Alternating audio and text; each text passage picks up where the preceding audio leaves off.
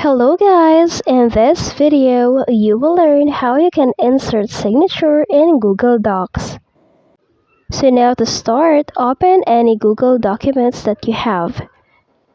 And then, for example, you have here sincerely yours and you want to insert your signature.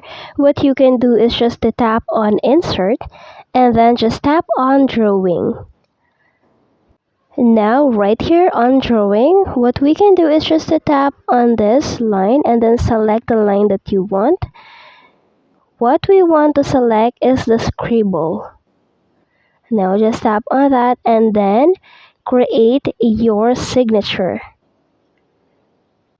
It's just a little bit hard right here, but this is fun using. So now after drawing or creating your signature, just tap on save.